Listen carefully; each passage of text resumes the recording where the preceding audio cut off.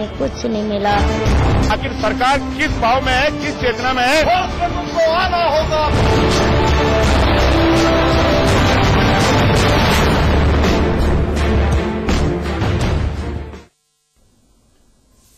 चलिए बात उत्तराखंड की करेंगे। राजधानी दून के शहीद स्मारक पर आंदोलनकारियों ने महापंचायत की, जिसमें आंदोलनकारियों ने अपनी एक सूत्रीय मांग को लेकर सरकार को घेरने की रणनीति तैयार की। आंदोलनकारियों ने लगातार चिन्हित आंदोलनकारियों को समान पेंशन दिए जाने की मांग भी उठाई है। आंदोलनकारियों ने एकजुट होकर अब 20 नवंबर यानी परसों सरकार के खिलाफ शहीद स्मारक पर मौन व्रत रखकर कैंडल मार्च निकालने का फैसला किया है। वहीं अनशन कर रही महिला आंदोलनकारी ने सरकार पर आंदोलनकारियों की अनदेखी करने का गंभीर आरोप लगाया है। सरकार की तरफ से अभी तक इस पूरे मामले में आधिकारिक तौर पर कुछ नहीं कहा गया। हां, सरकारी जो दावे हैं वो अलग अलग व्यक्तियों की तरफ से दिए जरूर जा रहे हैं, लेकिन जो राज्य आंदोलनकारी हैं, उनके परिवार वाले हैं, वो सरकार से बेहद नाराज हैं। उनका यह कहना है कि जिस वजह से इस राज्य को बनाया गया, सरकार किसी भी पार्टी की हो, बस उस वजह पर ही खड़ी नहीं उतरी। बाकी अगर नेताओं को लग्जरी देना हो, नेताओं को बड़ी बड़ी गाड़ियां देना हो, हेलीकॉप्टर खरीदने हो और अपने फायदे के लिए अपनी तनख्वाह और पेंशन भत्ता बढ़ाना हो, उन सब के लिए तो सरकार में बैठे और विरोध में जो बैठे लोग हैं वो सभी एकजुट हो जाते हैं और ध्वनि मत से विधानसभा के भीतर प्रस्ताव पारित करके सुख सुविधाओं को भोगने का रास्ता साफ कर लिया जाता है। लेकिन जिनकी वजह से ये उत्तराखंड पर्वतीय राज्य बना, उन आंदोलनकारियों की ही सरकारों ने घोर उपेक्षा की है। ये आरोप इन आंदोलनकारियों का है। तरीके से पिछले 10 दिनों से हमारे राज्य आंदोलनकारी, 5 राज्य आंदोलनकारी अपनी जान माल, जो अंतिम हथियार राज्य आंदोलनकारियों को था, उसको लेके बैठे हैं। आज पंचायत में निर्णय लिया गया कि आखिर क्या कारण है कि सरकार व शासन या प्रशासन ने क्यों सुध नहीं ली, उसकी कड़ी भर्त्सना की गई। ये मिसाल बोला है कि हमने उत्तराखंड बना के हमारे बच्चों को रोजगार मिलेगा, हमारी सुविधाएं मिलेगी, हमें कुछ नहीं मिला। जो विपदा आई थी उसके बाद जो कार्यशैली रही है और जो गैर जिम्मेदारान रवैया रहा है वहां की कांग्रेस सरकार का, उसको देख के मुझे लगता है कि हर उत्तराखंड का निवासी ये मानता है कि इस समय सरकार नाम की कोई चीज नहीं है। चलिए इस मुद्दे पर बातचीत करेंगे। हमारे साथ अमिताभ अग्निहोत्री जी, हमारे मैनेजिंग एडिटर हमारे साथ हैं। आपको देहरादून में लेकर चलूंगा। विकल थपलियाल हमारे स्थानीय संपादक हमारे साथ हैं, भाई रविंद्र जुगरान हमारे साथ हैं। आप भारतीय जनता पार्टी के नेता हैं, लेकिन बीजेपी के नेता बनने के पहले आपकी एक सुदृढ़ पहचान और है कि आप राज्य आंदोलनकारी हैं और आपने इस राज्य के गठन के लिए अपने पीठ पर, हाथ पांव पर, सिर पर लाठी डंडे खाए हैं और आपके जो सहयोगी हैं उनको अपने सामने गोलियों का शिकार होते भी आपने देखा है। हमारे साथ बीडी रतोड़ी साहब हैं, आप यूकेडी के नेता हैं, उत्तराखंड क्रांति दल की आप नुमाइंदगी कर रहे हैं। रतोड़ी साहब, सबसे पहले मैं आपके पास आना चाहूंगा। 2 मिनट में आपको दूंगा शुरुआती चर्चा के लिए। मैं सिर्फ आपसे ये पूछना चाहता हूं, आखिरकार चूक कहां पर हुई है? क्योंकि उत्तराखंड क्रांति दल जो राज्य के गठन में महत्वपूर्ण योगदान निभाने की भूमिका में था, वो राज्य बनने के बाद नेपथ्य में चला गया। तमाम झगड़े झंझट के चलते जनता ने आपको बहुत स्नेह और बहुत मान नहीं दिया। मतदान के दौरान आपको अपना मत नहीं दिया। आप ओपिनियन मेकर नहीं बन पाए। यह भी समझना पड़ेगा कि ऐसा क्यों हुआ। कहां पर ये तमाम चीजें हो रही हैं कि सरकार राज्य आंदोलनकारियों की उपेक्षा कर रही है? 2 मिनट। देखिए, राज्य आंदोलन में उत्तराखंड क्रांति दल की भूमिका बड़ी सराहनीय भी रही है और पूरे आंदोलन का नेतृत्व उत्तराखंड क्रांति दल ने किया है। राज्य बनने के बाद बहुत परिस्थितियां बदल गई है। जिस राज्य का सपना, जिस राज्य की कल्पना उत्तराखंड क्रांति दल ने और सारे जो आंदोलनकारी साथियों ने की थी, वो सपना आज चकनाचूर हो गया। वो जो उन लोगों की सोच थी उसके अनुरूप उत्तराखंड राज्य नहीं बना है। ये निश्चित तौर से विचारने सवाल भी है। राज्य बनने के बाद 13 साल हो गए हैं। 13 साल में जिनकी सरकार रही, चाहे कांग्रेस की रही, भाजपा की रही है, खरे नहीं उतरे हैं। आज पूरे पर्वतीय खरे तो आप भी नहीं उतरे हैं, सरकार तो आपकी भी नहीं बनी, जनता ने आपको भी आत्मसात नहीं किया। निश्चित तौर से मैं ये कह रहा हूं कि उत्तराखंड क्रांति दल तो आंदोलन में रत रहा है और निश्चित तौर से जो उनका फायदा होना चाहिए था वो नहीं मिला है। हाँ।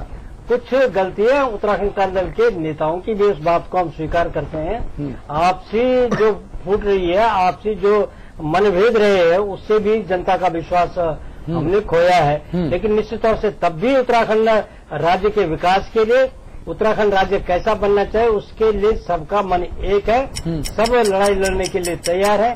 आज स्थिति बदल गई है, पूरे उत्तराखंड आंदोलन में बस टाइम आपका वक्त हो गया, आपका वक्त हो गया। भाई रविंद्र जुगरान, 2 मिनट मैं आपको भी देना चाहूंगा और आपसे ये समझने की कोशिश करूंगा और अपने 20 करोड़ दर्शकों तक ये पक्ष भी पहुंचाने की कोशिश करूंगा कि आखिरकार उत्तराखंड में जिनकी वजह से उत्तराखंड राज्य का गठन हुआ, आज वही लोग अगर जीवित हैं तो, और अगर शहीद हो गए तो उनके परिवारजन वो उपेक्षित क्यों हैं, वो नेपथ्य में क्यों हैं? देखिए, जब उत्तराखंड राज्य निर्माण के लिए अलग राज्य निर्माण का आंदोलन चरम पर था, शहादतें हो रही थी, लोग लाठी डंडे जेलों में जा रहे थे, उस समय की जो विधायिका थी यानी जनप्रतिनिधि थे, मेंबर ऑफ पार्लियामेंट, विधायक, पूर्व मंत्री, पूर्व विधायक जो इस स्टेट के अंदर थे, वो दूर से खड़े होके तमाशा देख रहे थे। संघर्ष जनता कर रही थी, शहादतें नौजवान दे रहे थे, अपमान माताओं बहनों का हो रहा था। तो 94 से 2000 में भी अपवाद स्वरूप कुछ लोग जरूर काम कर रहे थे पॉलिटिकल पार्टीज में, लेकिन अधिकांश लोग 90% लोग दूर से तमाशा देख रहे थे। उनके अंदर न तब वो पीड़ा थी और न ही स्टेट बनने के बाद वो पीड़ा कहीं दिखी। इसी का परिणाम है कि राज्य आंदोलन में शहीद हुए शहीदों की शहादत को सलामी देते हुए पूर्ववर्ती सरकार ने शहीदों के माता पिता को सम्मान पेंशन का जियो किया, लेकिन आज तक उसका क्रियान्वयन नहीं हुआ। जो आंदोलनकारी स्वर्गीय हो गए उनको फैमिली पेंशन देने की बात कही, आज तक उसका क्रियान्वयन नहीं हुआ। उत्तराखंड बन गए 13 वर्ष हो गई। उत्तराखंड की विधानसभा में जो मान्य विधायकगण वहां जाते हैं, सदन में बैठते हैं, वहां शहीदों के चित्र नहीं, राजभवन में शहीदों के चित्र नहीं, सचिवालय में चित्र नहीं, तो शहीदों की संघर्ष को, उनकी शहादत को कोई सलामी देने को तैयार नहीं। और यही स्थिति है कि आज जो समस्याएं हैं, अगर वो समस्याएं उनका समाधान निकालने की और कोशिश हो तो ठीक है, सरकारें दो टूक बात करें कि यह हो सकता है और यह नहीं हो सकता है, लेकिन बातचीत भी नहीं। अब जो हमारे साथी वहां आमरण अनशन पर हैं, डॉक्टर भी उनका परीक्षण करने नहीं आ रहा है, कोई प्रशासनिक अधिकारी भी सुध नहीं ले रहा है। सरकार दो टूक कहे कि हम यह नहीं कर सकते हैं, परिस्थितियां हमको अलाउ नहीं कर सकती, उसका तर्क संगत हमें कारण बताएं, लेकिन ऐसा भी नहीं हो रहा है। सब मूक दर्शक बने हुए हैं। तो ये मूक दर्शक की स्थिति है। राज्य निर्माण से पहले भी मूक दर्शक थे जो जनप्रतिनिधि थे, और आज भी कमोबेश मूक दर्शक ही बने हुए हैं। ठीक है, मूक दर्शक ही बने हुए हैं। भाई अविकल थपलियाल, ये तमाशबीन बनना, ये मूक दर्शक बनना, ये टाइगर और हिरन होना, ये मतलब ये तमाम चीजें उत्तराखंड में जो है, ये उत्तराखंड के लोग अभिशप्त हैं तमाम चीजें झेलने के लिए, लेकिन जिनकी वजह से आप मुख्यमंत्री, आप मंत्री, आप लाट साहब बने हो और चौड़े में घूम रहे हो, जलवा पेल रहे हो, आप जिनकी वजह से आप बने हो, उनका तो ख्याल कर लो। गिने चुने लोग हैं वो, कुछ 100 लोग भी नहीं हैं। देखिए अतुल भाई, जो लोग इस समय बैठे 2 मिनट आपके पास शहीद स्थल पे, जी शहीद स्थल पे जो लोग जो बैठे हुए हैं इस समय, और जो महापंचायत की बात हो रही है, रतूड़ी जी यहाँ पर मौजूद है, लेकिन महापंचायत जैसी मुझे कोई बात नजर नहीं आ रही है, कोई सैलाब नहीं है। वो जो जैसा आपने कहा कि गिने चुने लोग हैं, और वही गिने चुने लोग अब बच के रह गए हैं जो आंदोलनकारी कहे जा सकते हैं। जहां तक रतूड़ी जी ने कहा कि ये भाजपा कांग्रेस का दोष है, मुझे इसमें लगता है कि 10 दिन इनको बैठे हुए हो गए, इसमें कोई शक नहीं कि शासन प्रशासन का कोई आदमी इनके पास नहीं गया, वो अपनी मौज मस्ती में है, और उम्मीद ये है कि वो जाएंगे भी नहीं। जब 2 लाख कर्मचारी सड़क पर था, तब तो उन्होंने 20-25 दिन लगा दिए उनसे बात करने में, उनकी दिवाली काली कर दी। ये तो गिने चुने 100-50 लोग हैं, तो इनके पास आप कैसे उम्मीद करेंगे कि शासन प्रशासन का कोई अधिकारी इनके पास चला जाएगा। दूसरी बात मैं ये कह रहा हूं कि ये महापंचायत हो सकती थी, ये महापंचायत इसलिए नहीं है क्योंकि ये कुछ ही आंदोलनकारियों का एक जमावड़ा देख रहा हूं मैं, और मुझे बहुत दया भी आ रही है कि ये लोग इतने ठंड में खुले आकाश के नीचे महिलाएं, बुजुर्ग महिलाएं बैठी हुई हैं। रतूड़ी जी यहां पर मौजूद हैं, अच्छा होता कि अगर यूकेडी क्रांति दल, उत्तराखंड क्रांति दल के जो नेता थे, इसमें कितने लोग वहां गए हैं। आज मैंने रतूड़ी जी को देखा, लेकिन क्या रतूड़ी जी बता पाएंगे कि आपके ही लोग इनके जख्मों पे मरहम लगाने के लिए, उनके प्रति सहानुभूति दर्शाने के लिए कितने लोग वहां पे गए हैं, कितने लोगों ने इसे महापंचायत बनाने की कोशिश करी है। मैं यहाँ पे साफ कहूंगा कि जिनके कंधों पर ये बीड़ा था, यूकेडी क्रांति दल, उत्तराखंड क्रांति दल के कंधों पर जो बीड़ा था, इन्होंने खुद मोह मोड़ा है। आज ये अगर प्रेशर ग्रुप के तौर पर ये करते तो आज सरकार भी चेतती। शुरुआती जो विधानसभा चुनाव हुए थे तो इनको 4 सीटें मिली थी, फिर इनके निकम्मेपन और नकारापन के कारण ये 3 पे सिमट गए। उसके बाद स्थिति और दयनीय हो गई, ये आज 1 पर है और अगला जो 2017 में जो चुनाव होगा ये 0 पे सिमट जाएंगे। तो मुख्य दोषी इसमें उत्तराखंड क्रांति दल भी है कि जो मशाल इन्होंने जलाई है, जो चिंगारी इन्होंने जलाई है, उसको लेके ये आगे बढ़ते और शासन प्रशासन पे ये इस समय दबाव बनाते। ठीक है अमिताभ अग्निहोत्री जी, हम एक दूसरे के ऊपर आरोप लगाते रहते हैं। उत्तराखंड क्रांति दल वाले कहते हैं कि साहब देखिए हमने आंदोलन में खून पसीना बहाया, और जब मैं सवाल उनसे पूछता हूं कि भैया जब आपने आंदोलन में खून पसीना बहाया तो आपको वोट काहे नहीं मिला, कोई जवाब नहीं। आपस में लट्ठम लट्ठा गुत्थम गुत्था किस तरह से हो रही है। पार्टी 50 तरीके के झंझावातों में फंसी हुई है और 2-3 दफे टूट चुकी है, आगे पता नहीं कितनी और दफे टूटेगी। भाजपा और कांग्रेस को मानो कोई मतलब नहीं रह गया। जो राज्य आंदोलनकारी हैं उनसे उनको कोई मतलब नहीं है, उनसे कोई मतलब नहीं। जो राज्य आंदोलनकारी थे, जो दोनों दलों में कमोवेश शामिल हैं, उनको भी जनता से लगता है कोई सरोकार नहीं। अगर सरोकार है तो अपनी पार्टी में आप झंडा बुलंद क्यों नहीं करते विरोध का। तो बेचारे जो आम जन हैं वो क्या करें अमिताभ जी। सबसे पहले तो यूकेडी पर एक टिप्पणी करूंगा। यूकेडी को जनता ने उत्तराखंड की इसलिए नकार दिया क्योंकि उसने आंदोलन के बाद, राज्य बनने के बाद जब इनका असली चरित्र देखा ना, तो उसको लगा कि यार ये तो बहुत लालची लोग हैं।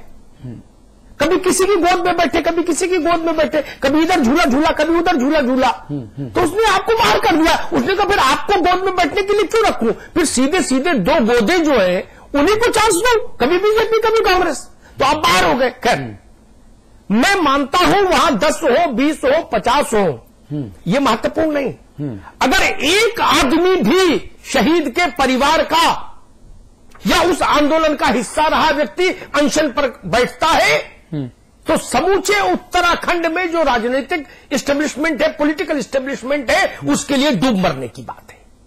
अगर एक आदमी भी अनशन पर बैठता है, एक को भी धरना देना पड़े, जिनके परिवार के लोगों के रक्त से उत्तराखंड का सृजन हुआ, उनके परिजनों को आज धरने पर बैठना पड़े, इससे शर्म की कोई बात हो नहीं सकती। कांग्रेस के लिए, भाजपा के लिए, यूकेडी के लिए, बसपा के लिए और जितनी पार्टियां वहां हैं सबके लिए।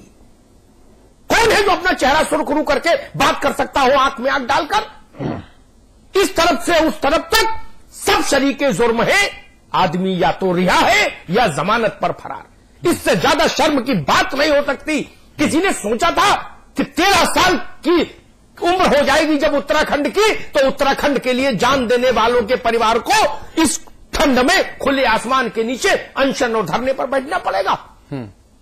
इससे शर्मनाक बात मित्र मेरे लिए कोई नहीं हो सकती। डूब मरने की बात है। हिमालय का मस्तक झुका दिया आपने, गंगा और यमुना को आंसू रुला दिया, पहाड़ रो रहा होगा। ये स्थिति, इसके लिए संघर्ष हुआ था, इसके लिए रक्तपात हुआ था, इसके लिए लोगों ने कुर्बानी दी थी। इससे भला तो आंदोलन न हुआ होता तो ज्यादा ठीक। जी, 3 मिनट का एक सेगमेंट हम लेकर आएंगे। ये फ्री स्टाइल सेगमेंट है, इसमें कोई भी किसी को भी इंटरप्ट कर सकता है। रतूड़ी साहब, 3 मिनट का जो वक्त है वो आपके उद्बोधन से शुरू होगा। जो मेरा सवाल है वो एक्सक्लूडिंग 3 मिनट्स है। मैं सिर्फ आपसे ये पूछना चाहता हूं, आखिरकार आपकी पार्टी की दुर्गति क्यों हुई? आप जनता के प्यार को, जनता के भरोसे को संभाल कर क्यों नहीं रखते? 3 मिनट का जो वक्त है वो आपके उद्बोधन से शुरू होगा। जो मेरा सवाल है वो एक्सक्लूडिंग 3 मिनट्स है। मैं सिर्फ आपसे ये पूछना चाहता हूं, आखिरकार आपकी पार्टी की दुर्गति क्यों हुई? आप जनता के प्यार को, जनता के भरोसे को संभाल कर क्यों नहीं रख पाए? आपके जो साथ के लोग थे और हैं, उन्होंने सत्ता लोलुपता के सामने जनता के प्रेम को तिलांजलि क्यों दे दी? और जैसा अमिताभ जी कह रहे हैं, इससे बेहतर होता कि ये राज्य ना बना होता, कम से कम दुर्गति तो ना होती, क्योंकि आंदोलन ना हुआ होता। रतूड़ी साहब, टाइम स्टार्ट्स नाउ, 3 मिनट्स। तो हमारा तो साफ मानना है कि देखिए, उत्तराखंड क्रांति दल ने राज्य निर्माण में बड़ी अहम भूमिका निभाई। ये निश्चित बात है कि हमको उसका राजनीतिक लाभ नहीं मिल पाया है। 1996 में जो राज्य आंदोलन का दौर था, जिसमें चुनाव नहीं, राज्य नहीं तो चुनाव नहीं का दौर चला है, उत्तराखंड क्रांति दल ने सबसे पहले उसके ओंकार भरी और काम किया। उसमें राजनीतिक रूप से हमें फायदा और नुकसान का ज्यादा हो नहीं रहा है जी, लेकिन निश्चित तौर से उत्तराखंड राज्य बनने ये तो वही बात कर रहे हैं कि रपट गए तो हर जंगे।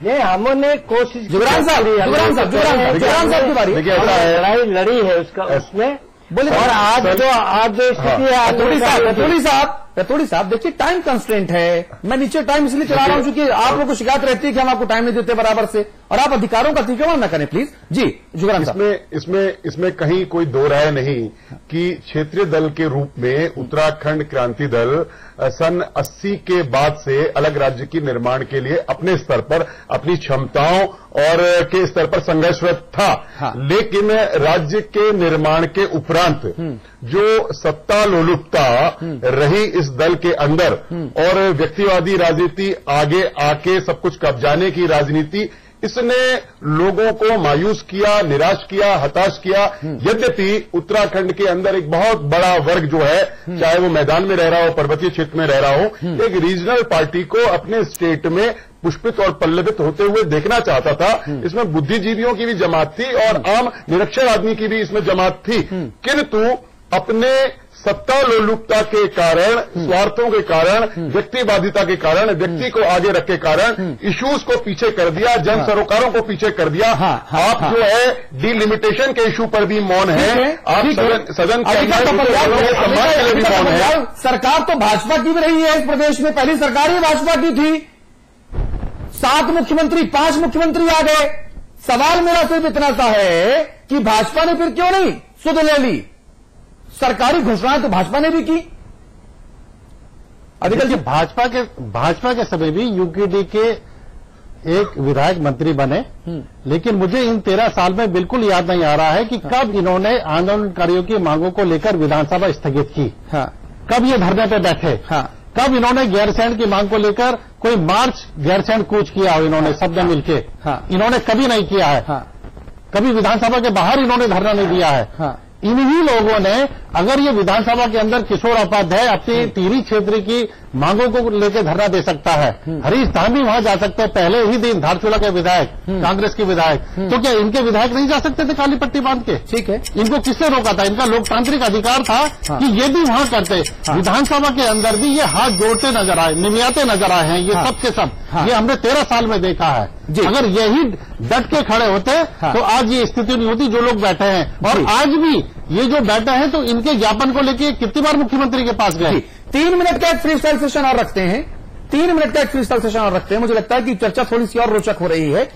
जुबरान साहब, विधानसभा के भीतर, विधानसभा के बाहर, टेलीविजन चैनल्स के स्टूडियोज में और अखबारों के फ्रंट पेजेस में और अंदर के पन्नों पर अलग अलग तरीके के बयान, कथनी और करनी में भारी अंतर वो भाजपा ने भी दिखाया, वो कांग्रेस ने भी दिखाया। सत्तारूढ़ कांग्रेस से कोई हमारे साथ है नहीं, इसलिए अभी हम कांग्रेस को सिर्फ कोस सकते हैं, लेकिन जवाबदेही तो भाई रविंद्र जुगरान आपकी भी ज्यादा बनती थी, क्योंकि आपने लाठी भी खाए हैं, डंडे भी खाए हैं और सिर भी फुड़वाया है इस राज्य के लिए। क्या इस दुर्दशा के लिए 3 मिनट?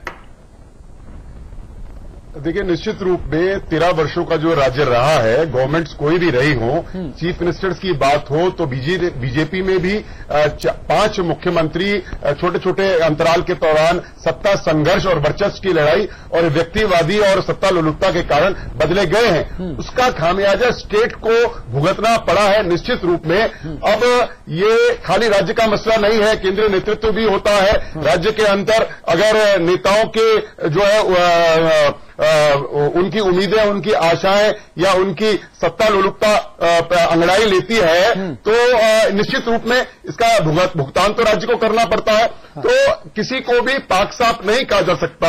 और स्टेट के अंदर एक मजबूत इच्छा शक्ति और स्टेट को गवर्नेंस देने की मानसिकता, भले ही कोई कितने समय के लिए भी शासक दल रहा हो, व्यक्ति रहा हो, ये संदेश हम देने में विफल रहे हैं। और भ्रष्टाचार, दुराचारियों को विफलता का खामियाजा उत्तराखंड के लोग क्यों भुगते हैं? देखिए, पहले यूकेडी पर चर्चा हुई, मूल कारण ये समझना होगा हमको कि यूकेडी को क्यों खारिज कर दिया, जबकि भाजपा के नेता भी यूकेडी से बेहतर नहीं, कांग्रेस के नेता भी यूकेडी से बेहतर नहीं। ऐसा तो नहीं कि भाजपा और कांग्रेस में मर्यादा पुरुषोत्तम थे और यूकेडी वाले लालची थे। तब ये सवाल पूछे नहीं लगता कि भाई ये थ्योरी नहीं चलेगी ना, फिर इनको क्यों नहीं खारिज किया? उसका उत्तर देता हूं, इनसे अपेक्षा ज्यादा थी, ये क्रांति के अगुआ थे, तो जब ये बिके तो उसका मन टूटा। कांग्रेस भाजपा को तो वो पहले से जान रही थी कि इनको कुछ भला करना होता तो अलग राज्य की लड़ाई क्यों होती। उत्तर प्रदेश में कांग्रेस भी सरकार में रही और भाजपा भी सरकार में रही, तो वहां की जनता तो जान रही थी कि कौन न बोए हमें कहानी, हमारा कुछ भला नहीं होना। उसको रतूड़ी जी की पार्टी में लगा कि ये क्रांति लेके आएगी पार्टी। जब ये दिख गए, ये झूला झूलने लगे, गोदों में खेलने लगे, तो उसने सबसे पहले इनको वानप्रस्थ दिया, बोले भाई इस पार्टी को हटाओ, यही दोनों ठीक है। रतूड़ी जी, आप लोगों की पार्टी के नेताओं की गोदों में झूला झूलने की आदत जो है ये बहुत बुरी रही है भाई, इसीलिए आज तक प्रदेश भी अनिश्चितता की गोदों में झूल रहा है।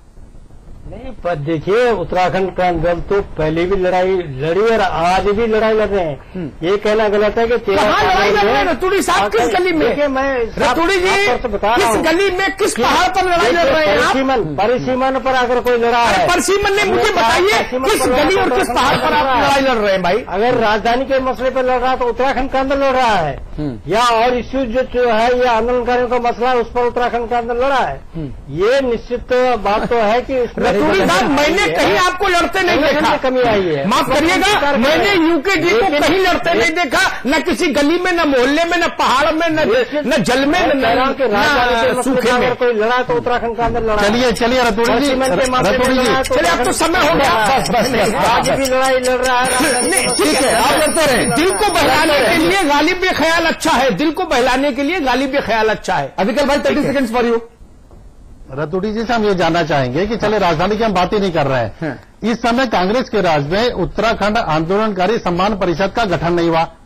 आपने कितनी बार मुख्यमंत्री को ज्ञापन दे दिया, कितनी बार प्रेशर बढ़ा दिया कि इसका गठन किया जाए। वो गठन होता तो आज ये लोग यहाँ बैठते धरने पर, जिस तरीके से बैठे हुए हैं। और आज स्थिति ये है कि मुख्यमंत्री ओबीसी क्षेत्र घोषित कर रहे हैं, ट्रांसफर पोस्टिंग हो रही है, सारे काम हो रहे हैं, लेकिन इनके काम नहीं हो रहे हैं। ये सरकार तो संवेदनहीन हो गई है। 10 दिन से बैठे हुए हमारे आंदोलनकारी, उनकी सुध कोई ले नहीं रहा है। शासन भी मौन है, प्रशासन भी मौन है, और हालत ये हो गई कि हमारे आंदोलनकारियों के मुंह सूजे। आप लोग कितनी बार मुख्यमंत्री 30 सेकंड से रतूड़ी जी आप जवाब दीजिए 30 सेकंड में। जी रतूड़ी जी 30 सेकंड फॉर यू। जो अभिकल ने कहा उसका जवाब दीजिए प्लीज। सम्मान परिषद पे नहीं, हम तो सम्मान परिषद हम तो चाह रहे थे कि इस सरकार, मैंने कहा सरकार जो है इसको करना चाहिए था, गठन करना चाहिए था, ये आंदोलनकारियों की सुध लेनी चाहिए थी। ये मैंने कहा नहीं, ये सरकार जो संवेदनहीन है, न ये आंदोलनकारियों की सुध ले रही है, न आंदोलनकारियों के सम्मान की रक्षा कर रही है, आंदोलन को बांट रही है, आंदोलनकारियों को बांटने की बात कर रही है। बस टाइम रही है। टाइम आप लोग अगर संवेदनशील होते हैं तो आज हमको सरकार की असंवेदनशीलता पर चर्चा करने की जरूरत ही ना पड़ती। 30 सेकेंड्स भाई रविंद्र जुगरान फॉर यू। किस बारे में कह रहे हैं? कंक्लूड करो। देखिए, ऐसा है कि इस स्टेट की संवेदनशीलता शहीदों के प्रति, आंदोलनकारियों के प्रति इस बात से पता चलती है कि 18 माह हो गए आपने आंदोलनकारी सम्मान परिषद का गठन नहीं किया। पूर्ववर्ती भाजपा सरकार के मुख्यमंत्री ने शपथ लेने के 15 दिन के भीतर पहला नॉमिनेशन आंदोलनकारी सम्मान परिषद के अध्यक्ष में नियुक्ति करके किया था। अब ये स्टेट जो है वो इस कागार पर इन 13 वर्षों में पहुंचा है कि 94 से 2000 के लिए जो संघर्ष चला उसकी पुनरावृत्ति की आवश्यकता है, वरना स्टेट जो है यह धीरे धीरे धीरे धीरे अंधकार की ओर जा रहा है, ऐसा दिखाई पड़ रहा है। ठीक है अमिताभ जी, 1 मिनट संपादक। देखिए, पहले तो रतूड़ी साहब को कहूं कि रतूड़ी साहब आप बोरा बिछा के कहीं बैठे होते कि मैं प्राण त्याग दूंगा अगर उस आंदोलनकारियों का सम्मान नहीं हुआ, अगर परिषद नहीं बनी, अगर पहाड़ में पानी और जवानी नहीं रुका तो मैं आपको माला पहनाने आता। भाषण देने से कुछ नहीं होता मित्र, बयान जारी करने और भाषण देने से, मुख्यमंत्री को ज्ञापन देने से संघर्ष होता है। तो ऐसा संघर्ष तो हर आदमी अपने लैपटॉप पर कर लेगा, चलते फिरते मोबाइल से कर लेगा। ये आंदोलन होता है? ये मत बताइए हमको। हाँ। मैंने फिर कहा उत्तराखंड में भी, इसकी तो मैं बात नहीं करता क्रांति दल की, ये तो नेपथ्य में चला गया। कांग्रेस और भाजपा दोनों कटघरे में है, दोनों दोषी है और दोनों उस खून के कर्जदार हैं जो बहा है उत्तराखंड के गठन के लिए। ये एक बार नहीं कई बार हम कह चुके, दोनों की आंख में पानी की तलाश अभी भी मैं कर रहा हूं। मुझे पानी नहीं दिख रहा दोनों की आंख में। अगर पानी होता तो आज ये दिन नहीं देखना पड़ता। इससे शर्मनाक कोई दिन नहीं हो सकता कि उत्तराखंड के लिए जान देने वाले लोगों के परिजनों को धरने पर बैठना पड़े। इससे बुरा दिन उत्तराखंड के भाग्य में कभी लिखा नहीं गया। जी, उम्मीद करते हैं कि सरकारों को सुधारेगी। आज दोनों ही चर्चा में, उत्तर प्रदेश के बारे में जो चर्चा कर रहे हैं वहां भी सरकार लापरवाह है, हम उत्तराखंड की चर्चा कर रहे हैं यहां भी सरकार घोर लापरवाह है कि जिसके कंधों पर खड़े होकर सरकार में बैठे लोग बड़े दिख रहे हैं। मैं एक शेर हमेशा कहता हूं कि आज के दौर में वही सबसे बड़ा है जो किसी और के कांधे पर खड़ा है। उत्तराखंड राज्य आंदोलनकारियों की जो गत हो रही है, जो दुर्दशा है, जो दुर्गति है, उसके लिए भाजपा हो, उसके लिए कांग्रेस हो, यूकेडी हो, कोई भी दल हो और कोई भी नेता हो, ये सब के सब बराबर के जिम्मेदार हैं और जनता को इन्हें सबक सिखाना चाहिए। लेकिन चूंकि राज्य में विकल्पहीनता की स्थिति इतनी प्रबल है कि जनता ऐसा कर नहीं सकती। अगर जनता के पास कोई एक भी विकल्प होता तो शायद आज जो हमारे मठाधीश लाट साहब बने, लाल बत्ती घंघराते घूमते हैं और जनता खून के आंसू रो रही है, वो दिन ना देखने पड़ते। उम्मीद करेंगे कि ये हालात जल्दी से बदले। समाचार पत्र पर खबरों का सिलसिला लगातार जारी है। नमस्कार।